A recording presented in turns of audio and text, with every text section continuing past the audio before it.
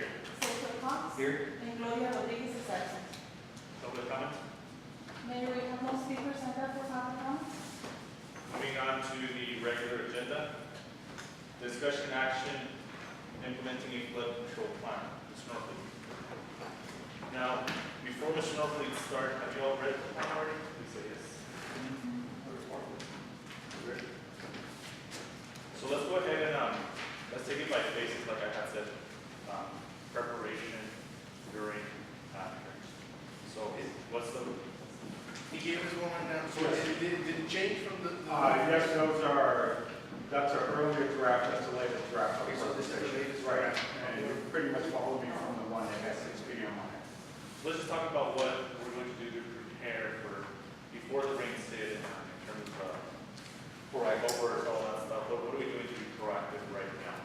First of all, good evening, Honorable Mayor and Council. And I am here to entertain any form of question in any phase. I do have a presentation to go through to answer most of the concerns, but since you want to know prior to storm, the first thing that has to be done, or maybe in the process of being done right now, is literally dredging out the flow from the second culvert that's on Stockyard to go west to the bridge. That is what's happening now. In other words, if water flows from the second culvert, then we're trying to get it to go west as opposed to go across the street and into the other field and ultimately flood the properties that are on Reed Road. So our preparation right now is literally to do that right now. Part of what we've already done is started with the sandbags, which you're fully aware of, and the ideal is to have approximately 2,000 field sandbags on hand. As far as any other preparation, we're really reacting to if it rained right now, as opposed to telling about a number of things that should be done in advanced preparation that may not be done the moment that it rains. So really the report part is picking it up when it rains. And I can go through the presentation and then get to the questions on that. So what is the timeline for? Because I know I said that last summer we did a pretty good job of maintaining where the water flows. Because again, it's not so much that it rains or that it doesn't just start raining at Socorro and we get hit. It's the fact that it rains north of I-10. I know people might not understand that, but it rains heavily on I-10 because of all the development that happens on I-10. The water flows down the culverts. In fact, if you drive to I-10, you can see after I think that strip club, you can see the big old hole that it's north of the freeway and it flows down. So when that water flows down into Stockyard, we had talked about clay. Are we going to do that? Are we going to keep it as is? I don't think it would be advantageous to change it to clay now. For example, if we open that berm up right now and start putting clay in it, and it rains, literally the water pressure will knock the clay directly out and we'll be in big trouble. We'll have the flood what we had in 2006 as opposed to going down the other direction. So perhaps after the monsoon period, we can talk about whether or not that's a valid scenario to have, is building the berm with clay.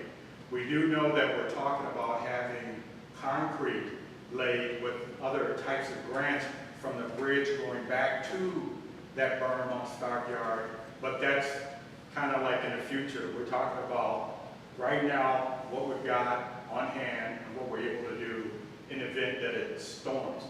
As we get other pieces of equipment and other elements of the plan together, then we will modify this plan to incorporate those new additions. The biggest thing that's going to really resolve and help this scenario is purchasing the huge 24-acre lot that's literally at Rio Vista and Thunder Road. Secondly to that, the key to salvation with the heavy water flow from I-10 is to make sure that the mesospur drain is literally cleared of all debris so that the water can run directly east of here and out of the city of Socorro. So that's something that we can do now. And just to clarify, the canals and drains are not in City Square, so we can't go in there and clean them up, correct? Correct. It is a property of the El Paso County Water Irrigation District. It is their property, it is their prerogative to clean it whenever they get ready, or not clean it whenever they get ready. But it's our desire to try to get the drain clean at least in the month of May before the rainstorm occurs, if it's gonna be cleaned at all. Mr. Norfolk, and you, item one, when you talk about the bridge from Stockyard Road north in order to make it flow west towards our firm, has that started, sir, or are we getting ready to proceed with it? I believe that we've already started. I believe that's what the Public Works. Yes, sir, we've been working on that for about 2 days, clearing the culverts and clearing the ditches from vicinity of Robin west to Alyssa and the bridge. From Stockyard, Mr. Lovell, the trenching that we're talking about, sir, the trenching that we're talking about is right there at Stockyard. Along the stockyard, this is Robin, this is Alyssa, there's the school bus yard, there's a culvert right here, and a Okay. culvert right here. We did check the elevations so we get downhill flow there because it wasn't exactly clear, but we are good for downhill flow there and we're clearing this ditch line here. Okay, so we're doing it. Okay, this is good. And I'm sorry, I just happened to have these with me, I didn't plan to brief this tonight. That's fine, it's fine, long we're doing it. Basically, this is more of a presentation workshop scenario to take and put back and forth. At the end of this, hopefully, it will be what our plan will be in the event that it rained right now. And the procedures that's involved and what we would try to accomplish during that particular period and where potentially our help will come from. But basically, 99% of this is our effort, what we can do, and what others can do is just a plus into that particular equation. And I do think that by and large, by having the drain literally clear it out, that's going to make a difference between water jumping over the drain and flooding other particular areas. And as the mayor is looking for some of the pictures that have been taken, I'll just kind of hold off a little Just bit. wanted to show you, in case you haven't seen this, this is underneath I-10. And this is basically where the water flows from north of I-10 into Socorro. So you can see the trucks, there's I-10, this is underneath I-10. So on the other side of that, that's where the water flows down into Socorro and it goes into Stockyard. So this is right underneath I-10. That way everybody can get an idea of where this is located.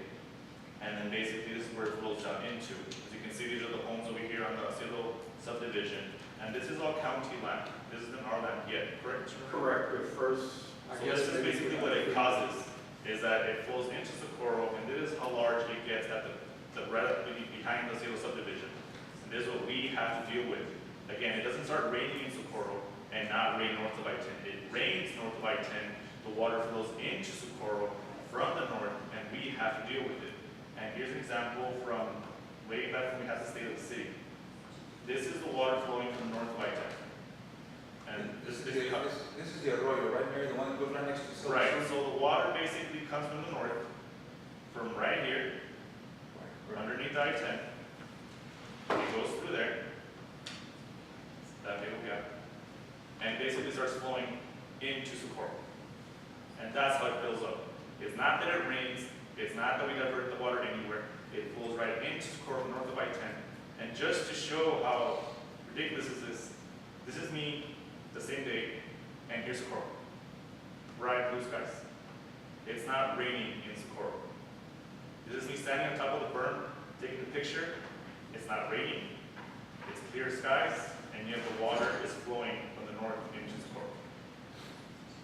So just so everybody can be clear on what we can and can't do, we can't divert the water. It flows into Socorro. It's underneath I-10. We have no responsibility over that. The best that we can do is capture that water so it doesn't cause any more harm. It's not our water, but we have to deal with it.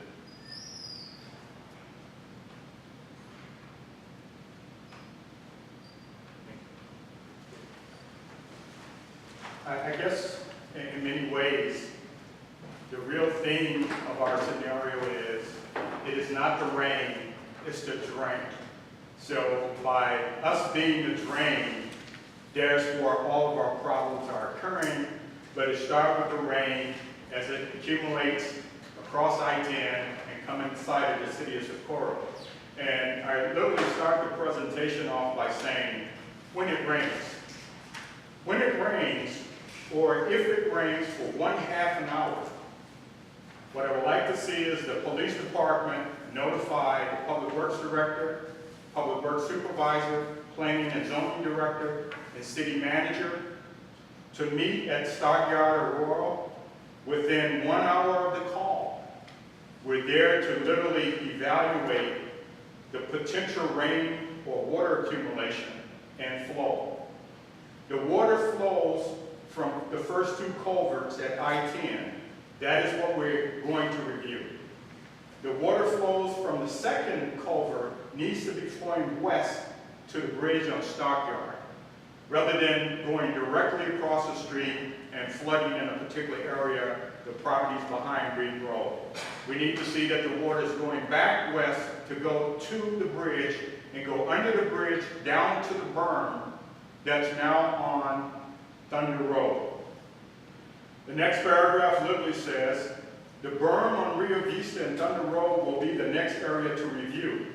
A determination must be made of the berm if it's going to fill up and or breach. So we gotta look, make a decision.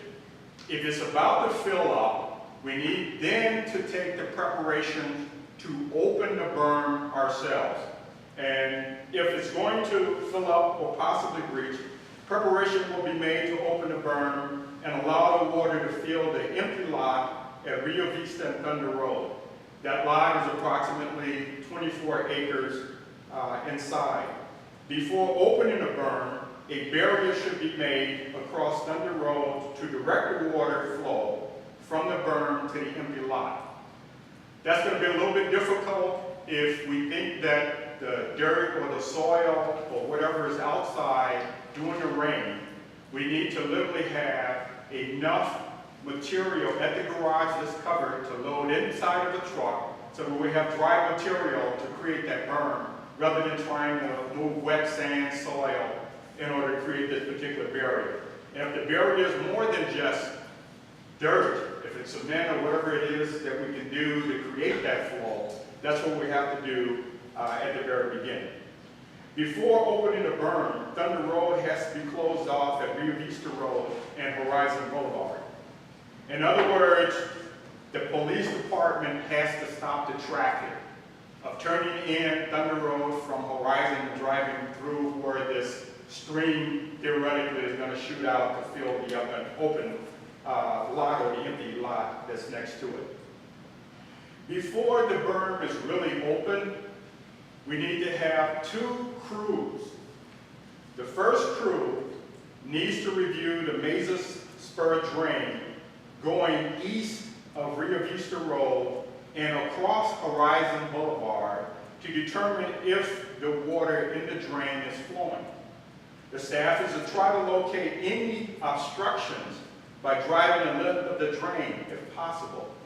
If there appears to be any obstruction in the flow of the water, the El Paso Water Irrigation District Number 1 will be notified to remove the obstruction. At the same time, another crew needs to go all the way around to the Coker and Worship area and look at the Mesa Spur drain at that particular location and determine if the water is flowing. If the water is not flowing, we still have to notify El Paso County Water Irrigation District Number 2, as well as the Socorro Police Department, the Parks Department, and the Fire Department in order for the police and the fire department to start notifying the residents to literally move from that particular area, specifically the ones that are on the north side of the drain, to evacuate. At that particular period of time, the police department literally will have that total responsibility of contacting, helping to remove, as well as potentially the volunteer fire department doing the same thing. The park department is to open up the Rio Vista Community Center so that people can be transported there. The next heading is literally called evacuation site. The Rio Vista Center, Community Center, at 860 Rio Vista Road will be the evacuation site. People can be transported to Rio Vista Community Center until a shelter is declared by the Red Cross. The city of Socorro does not declare if a shelter is going to be open or not. It's the Red Cross who will decide that. But our evacuation site will just only be a temporary holding facility until disaster is potentially declared or if the need of a shelter actually is warranted. The Border Patrol can be involved with the evacuation of people in the Coker and Worsham area if necessary. Next category is public relations officer. If there's a decision to open the berm or evacuate people, the public relations officer will be notified of the situation. The public relations officer needs to start notifying the press and the city council of what is happening. Residents are to be notified of the situation also. The next category, depending on the magnitude of our situation, we talk about Emergency Operations Center. The City Council chamber, this room right here, will become our Emergency Operations Center. The City Council chambers will be opened by the Park Department. So if there's a lot of coordination to be done or things that we need to do, this will be our assembly point. Rather than trying to meet others meeting at different points in the storm or hazard, this is the site that will have our operations center. The next major category is sandbags. The field sandbags will be at the Socorro Recycling Center, 241 Old Waco Tanks Road. The Public Works Department is responsible for issuing out sandbags during and after heavy rains. This process should start 2 hours after a heavy rain.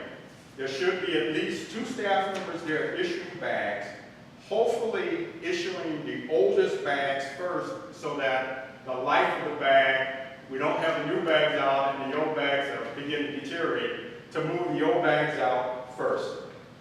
And basically what we're trying to say is that the City of Socorro will maintain at least 2,000 sandbags at all times.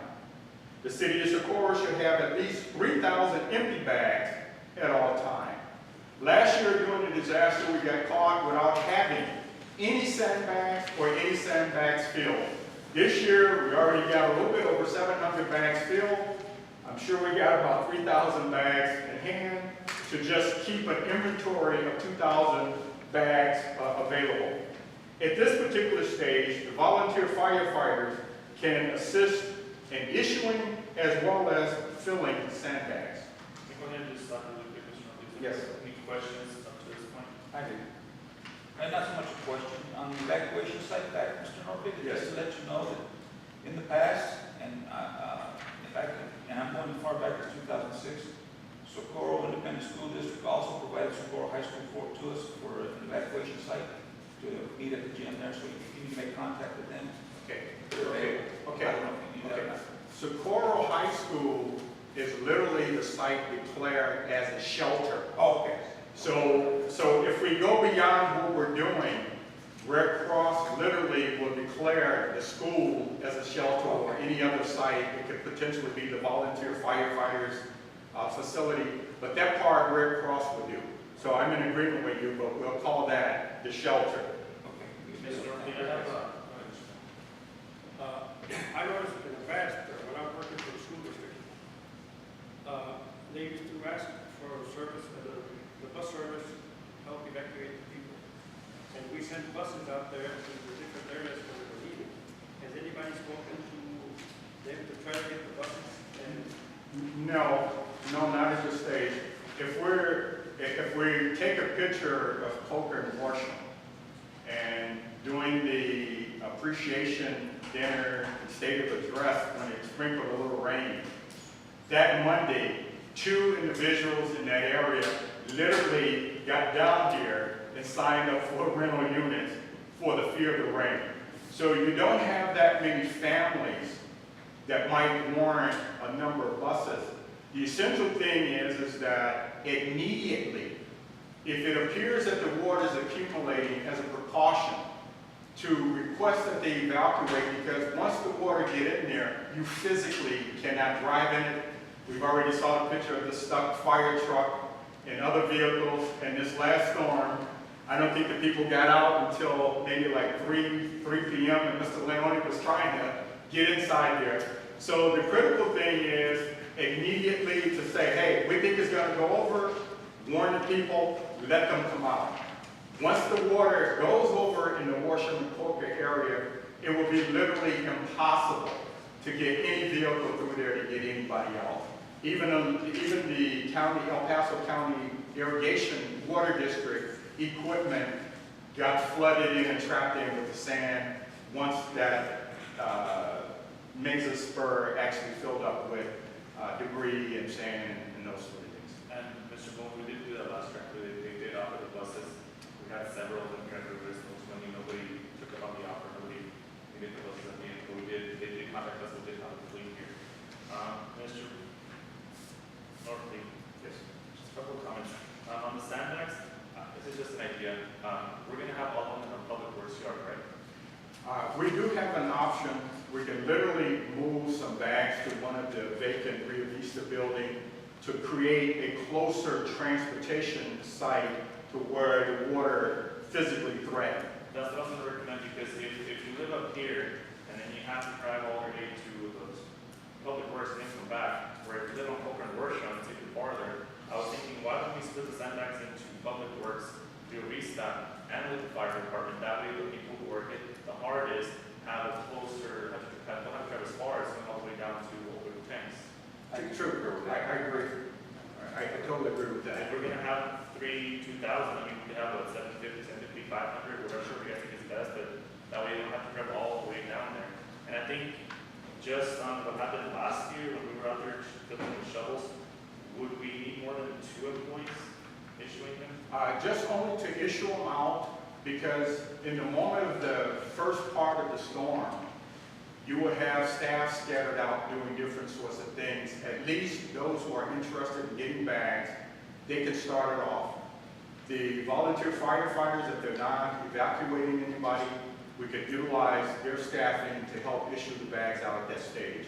But once, Glad you brought up that point about the staff. I had mentioned last time, but I wanted to know what everybody would be doing. For example, I know Public Works was busy. In terms of parks, up to this point, parks is basically going to open up the chambers. But wouldn't they also be able to help with distributing sandbags to everybody style at the fire department? What would they be doing? we can do a number of things, and I do have some elements of the park department that's going to happen. One of the things they need to do once it stops raining is to evaluate the buildings, because that's under the parks right now, to evaluate the damages to the various buildings. So there are other types of duties there.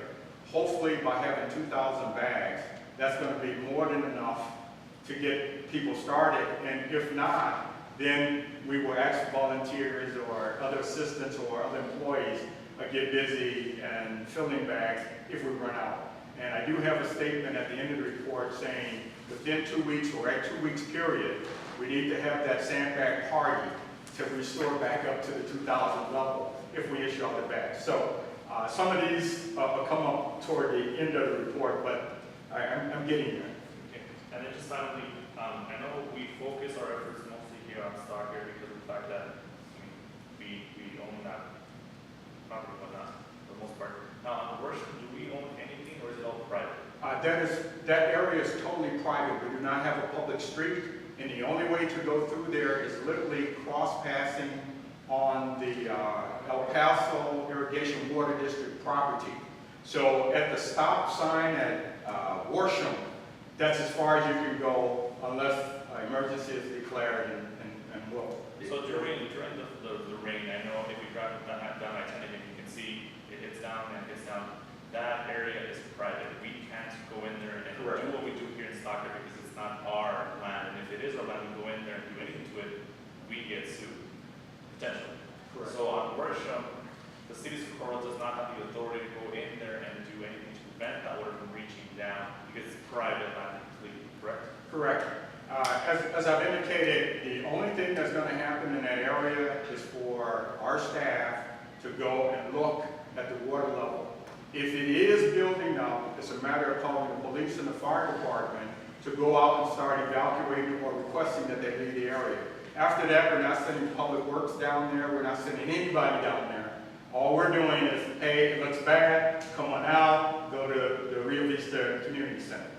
That's about all you can do for Polk and Marshall.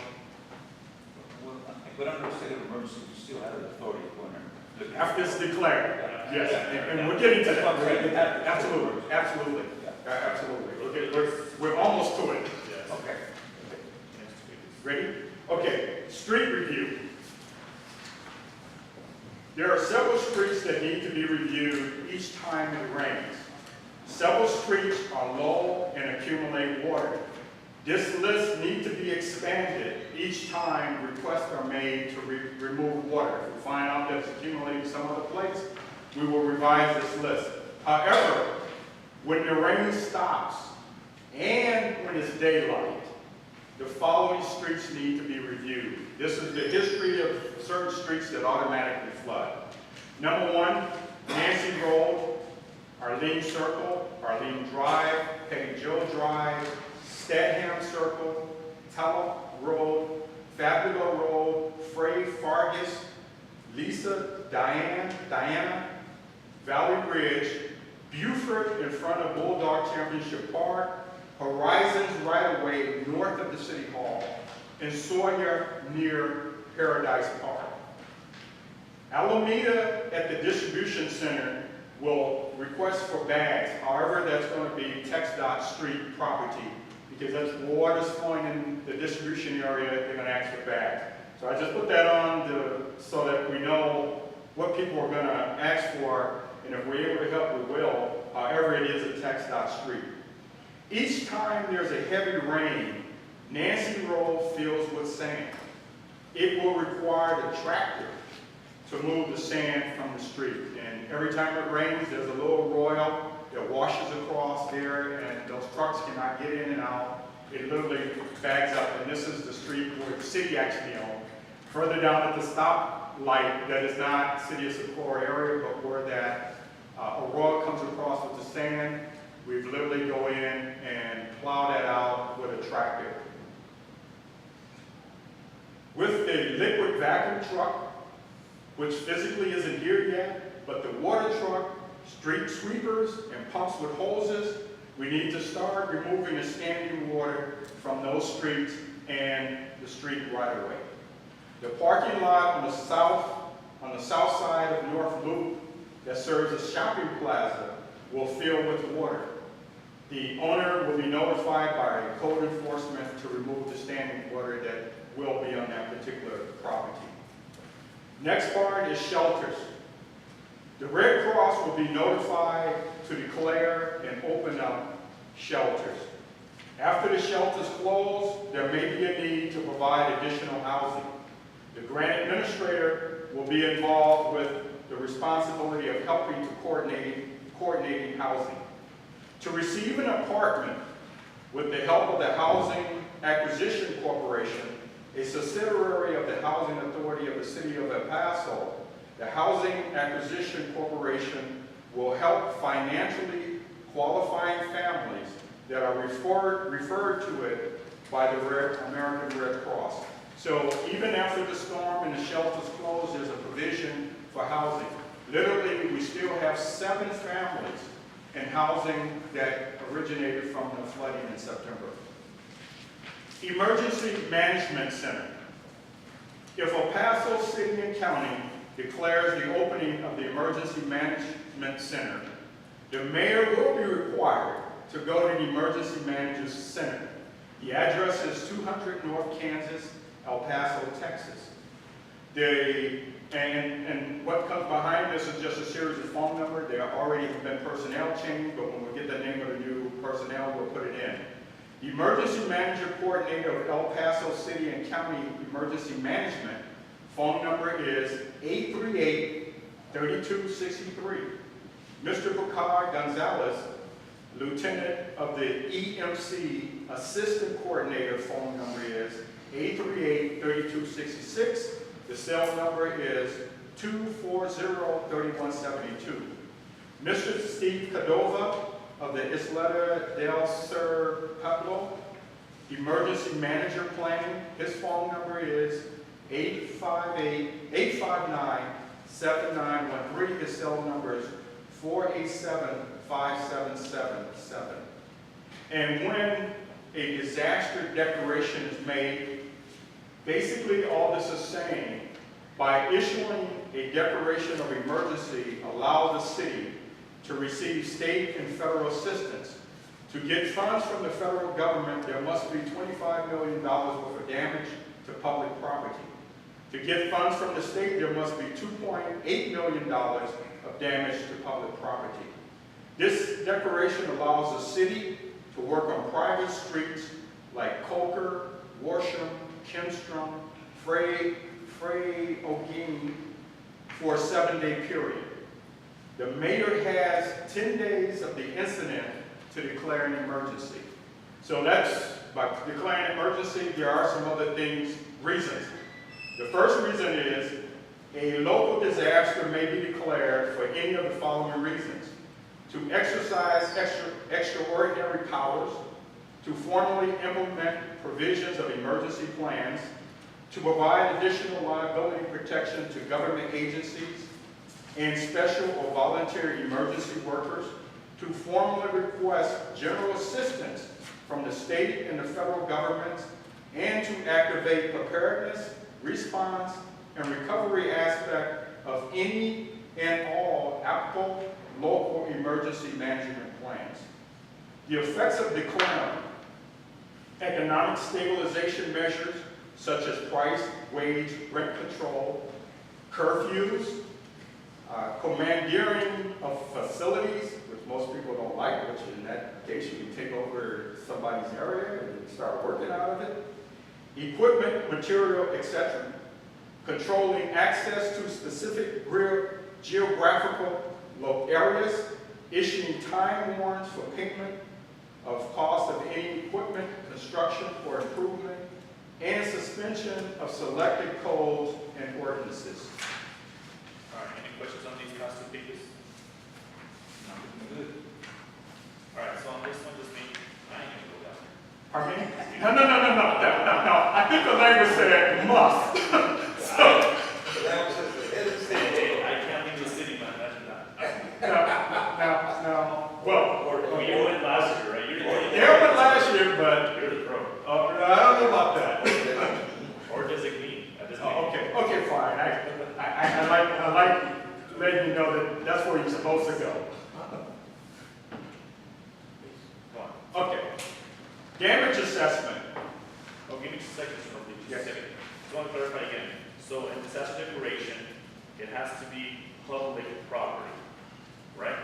The No, damages. to declare, after declare, No, it's for assistance oh, to for the money. government. Oh, yes, So it's not, private. right, so like Renee was saying last year, this is why we bought like the sweet tea, correct? Because they couldn't differentiate whether it's who caused it, the store or just Because we didn't maintain proper documentation, we didn't have machines to clean our streets, they said that they were worthless. Right. That's So where. just saying that the federal government doesn't look into how many homes were damaged, that's private property. They care about public property. So that's why last year we didn't get as much assistance as we were hoping for, because they can have all of Socorro go down, all of our homes, but it's private property, not public. The government doesn't look at that, correct? The government looks at public property and not private. Correct. Remember, we were looking at that Dickman Road on Pavina? You and Yes. When is that gonna be filled up? Because Well- when it rains, and even a small rain, it gets pretty low. Right. Unless we make a determination to try to build the road up, this presentation is in the event that it rains right now. We know that listing of streets that I've indicated are going to fill with water. Hopefully, if the vacuum truck is here, that's going to help us. Our water trucks will help us that we currently have.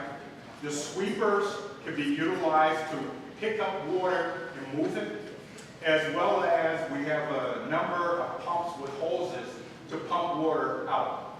Hopefully, we're putting it inside of some sort of container, and transporting that water someplace else, because literally, there's no place to dump water right in that facility. Do we have containers available for that? We do. We have another water truck that we seldom utilize. So we got literally 2 water trucks. We have 2 sweepers. And if our new acquisition comes in, then we'll have a major liquid vacuum truck to help move the water around. Okay, I kind of lost my place, but I'll go back to damage assessment. Okay. Damage assessment. To receive federal and state grants, the city must have a damage assessment. The damage assessment starts the second day when the storm ends. The park department will provide a damage assessment of buildings, and the public works department will provide an assessment of damages to the streets. The grant administrator, chief financial officer, and director of planning and zoning will be sure that the format is proper for reimbursements and grants. Damages to private property should be reported to the city clerk. The city clerk will maintain the list of damages to private properties. Literally after the storm, the park department will review the status of various ponding areas. Which ponding areas are nearly filled? Which ponding areas can the public works deposit water into if necessary? Ponds with standing water needs to be sprayed for mosquitoes. Next category. The streets are to be reviewed for potholes that develop because of the storm. The staff should document those particular problems. The public works staff will repair the berm or the berms and move out the debris that is holding. The public works department and the park department will clean the vacant lot at Rio Vista Road and Thunder Road. The public works department and the parks department will fill sandbags until there's 2,000 bags on hand. The public works department will order bags to maintain 3,000 bags on hand. The public works department, planning and zoning department, and the parks department will proceed with the damage assessment. The city manager will conduct a meeting with all departments involved to determine what went well or not, and what adjustment has to be made to the flood plan. The communication list must be updated. A report will be prepared to the city council concerning the storm. 2 weeks after the storm, if sandbags were issued, volunteers will be organized to fill the sandbags. This activity will be organized by the public relations officer. I don't think what you have to go through this is just a reference sheet. Yes. Yes. The only important thing is the location of other potential sandbag locations. Okay, so this is a much better plan. I mean, this is what I was looking for, just saying this and that. I know that Victor has his plan for his center. Right. And I think for the next, I think we should have another meeting. You can always continue to improve. But I think the important thing is that we say, for example, the police department, they're going to be over here. I think each department needs to come up with a plan on how they're going to do it. Because we can say, well, we're going to go ahead to the police department, they evacuate people. Well, Montoya and the chief get together and say, okay, well, this is going to be our plan. How many else are going to send over here? And present it to us as well, because we know what we're going to do. But how each department will take care of the specific task needs to be planned out as well. Yes. And in fact, I'd like to add to that, as soon as we can, we need to have that proverbial fire drill, where we physically go out at the site, simulate that whole process, and work it to conclusion until we get it well oiled. In a moment of a crisis, people will generally panic. Not all of us, but some of us. But the more practice you have at simulating through it, it'll just be, well, this is what we do, this is how we do it. And just simulate that process, as well as time our particular scenario, so we know how much time it's going to take off maybe 10 or 15 minutes because of the weather condition, and try to simulate how we're going to perform.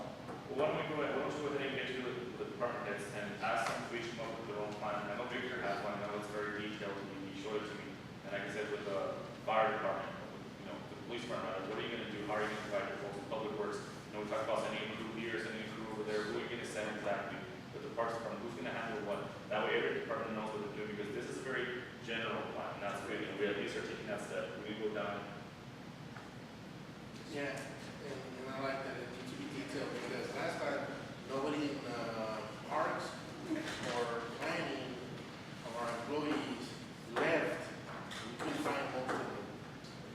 Well, I mean, I think the important thing is also is to consolidate departments. I think if it happens like it did last year, we could go away, not on that contact, and just say, I mean, I know we went out of internet at some point at City Hall. I mean, if the employees are still there, you know, bring them to a Vista, start opening the week. I know most of the ladies can do, you know, some other things, or like Walmart, and bring up the internet and whatnot. But I think we need to, if we have our employees available, let's utilize them and consolidate departments at that point. Be like HR, and city clerk, what are you gonna be doing? I mean, obviously, like I said, parks. They're not gonna go out there and start cleaning the parks while training, so what are they gonna be doing? So I think we need to be detailed in that. I think this is a good plan. I think basically, like we've been stressing, is that a lot of the water, most of the water comes from north of I-10. I mean, we can't control that if it keeps raining and raining up there, and they keep sending it down to us.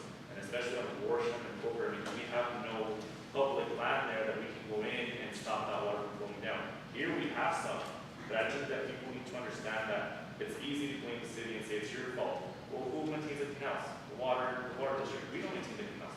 You know, if the water overflows in the canal, whose fault is that? It's certainly not our fault. We don't own them. If the water flows from north of I-10, under the I-10, do we own I-10? We don't own I-10. It flows down from north of I-10, and we're responsible for capturing that water. You know, if your neighbor throws you bag over your wall and pulls you clean it up, come on. You should understand. Any other? If you notice, on I-10, Sparks and Verizon have cleaned up the roads. They have them, cleaned up, like they're ready for water. And I have a question about the mosquito spray. Who's going to notify the city about spraying the mosquitoes? Well, at this point, we will find a element of alternative to deal with spraying of mosquitoes in the event that it rains. So between now and September, we do have the contract with El Paso for vector control. But after that particular point, we'll find an alternative to get the ponds sprayed for mosquitoes. Last year, I don't know how long those mosquitoes lasted. It just seems like the moment I turn into my driveway with the light flashing on the garage door, I can just see hundreds and hundreds of swarms of mosquitoes. So I know that it's really too late at that stage because they hatch larvae and that sort of thing.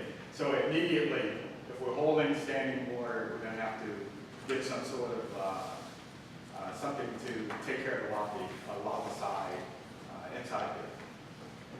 So I know we talked about just some changes that we can make, and you guys can decide that, you know, the sandbags, or how do we want to divide them, but here and over there, how many do we want to do? Do we have a, yeah, for this economy and stuff, do we have a number of how many sandbags we have now? I know on Saturday we were just filling them up as we went. That's a lot. We had a little over 500 before Saturday, so with the 700 we've got now, we have 1,200, between 1,200 and 1,300 full.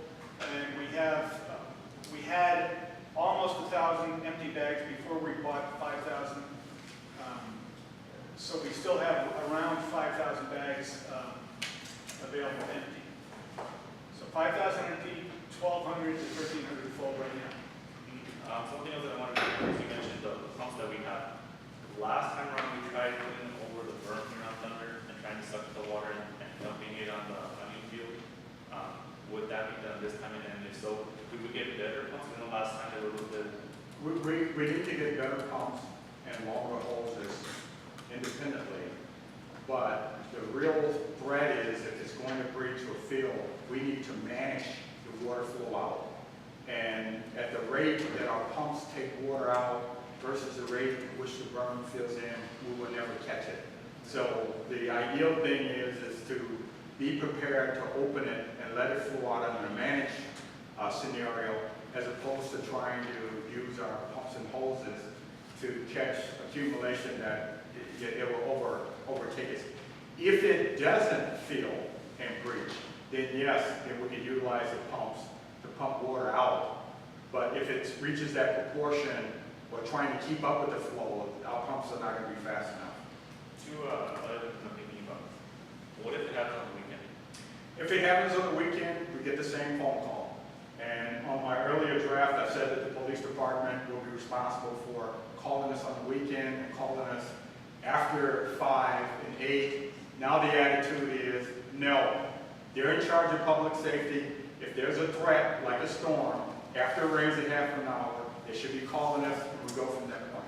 But in terms of getting employees in, like, for example, we have on Sunday, and we say that it's a free shelter service, but nobody opens service on Sunday. So would we be calling in employees to come in and work? Absolutely, it's an emergency. So some kind of a way, whether, and when I say park department, I'm not physically saying a director. I'm saying a person with a key to open up the facility, turn the lights on, that sort of a thing. So I'm using it in a plural sense and not directly particular individuals. Well, why don't we go ahead and, I'll call special meetings for the 3rd of July, that's when we meet the next one, right? Yes. Or before our regular meeting. In the meantime, we all can keep working on your time, Budget, that too. we're planning budget on the 3rd. How about the 2nd?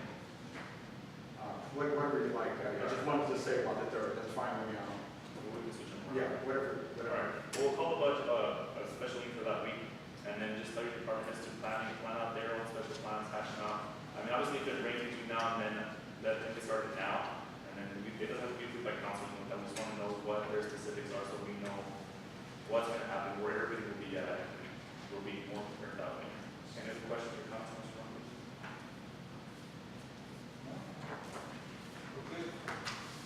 The drill, when do you think, we would be prepared to? If you wanted to wait after that, fine, but that's what we need to get prepared to simulate this particular plan. So if you wanted to wait until after that, that's fine, but we need to start dealing with it ourselves before that point, and then we can just do a televised drill, if you like, to see how this is I going to think go. it's better say, hey, this is what went wrong, this is what we do better. Yeah, well, so we can go ahead and let them plan out the plans, and then see how those work, and then go ahead and do those. Go ahead, Alex. I do have a question, Mr. Murphy, and more of a proactive approach. What's the holdup on closing out the Indian Field, sir?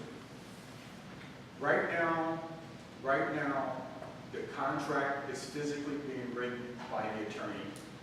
There were specific questions that our attorney asked, and now I've given them their attorney to communicate back and forth. And once the contract is written, the family said they will sit down, review the contract, and give the final approval after that stage. As I said before, they've asked for 3 specific conditions, which I'm not arguing about.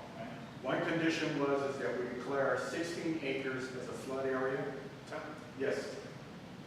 We're not able to discuss this, right? Well, not what the advice Okay. is, but now with the status is fine. We can go ahead and put in a request to get a status update for the next council meeting and discuss an executive.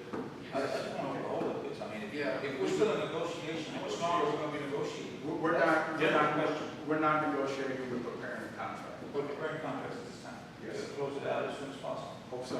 Give them a closing date. So let me just go ahead and just review it. Okay, So, yes. water comes down, again, mostly from I-10. It's not so much that it rains, because if it rains, Call it the drain. you know, if it rains, I mean, I live up there, our houses don't get flooded, you know, we live right off of that burn road, you know, it's right there. I don't get flooded, you know, it's my house right there. You know, but it's just so much the water from I-10, now you can understand that, the water from I-10, like I showed you all, it flows from north of I-10 into the Crow, like we're forced to capture that. Basically, we're hoping that it should maintain that stream where it goes down to the west, through the bridge, and into the burn, and it would be held as thunder. Which is basically the best we can do, because we can't plug up that culvert and say, no, we don't want this water, and let it build up the right 10, right? You can't stop that from happening, you can't stop the water from flowing down here, you don't own any of that property. So then you all will go ahead, after it rains for half an hour, go out there, make a decision, and we move forward. Correct. And literally a half an hour rain, depending on how heavy it is gonna say how long we're gonna have to stand out there. I mean, if it's just like sprinkling, it's like for half an hour. Yeah, we'll just be sitting there looking until we can assess it. And The only thing, another thing that I would just recommend is get more in touch with the fire department, yes, just to see, because if we do want to give them sandbags, you know, if they can help us with all the sandbags and whatnot, I want them to be, if they can do it.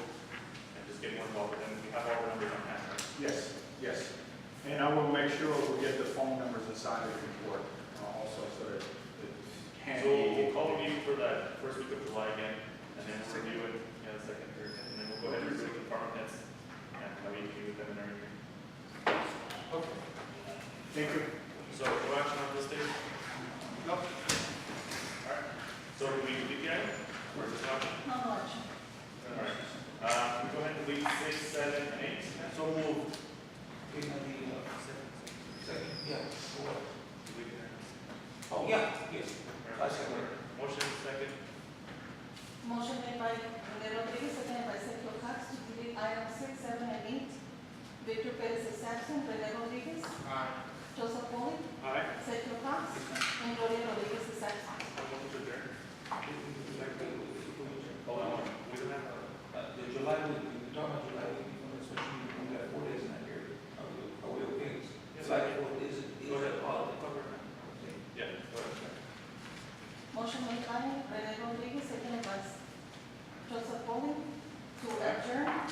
Victor Perez is absent. Rene Rodriguez. Joseph Pauling. Sergio Cox. And Gloria Rodriguez is absent. 6:52 minutes adjourned. We have our special regular meeting then. We have a budget meeting that day, and then we'll either call it for probably on Thursday, that Wednesday. And then we have 4 and the 6. We'll have to get the simulation. Oh, I'm ready. Yeah. Fire drill.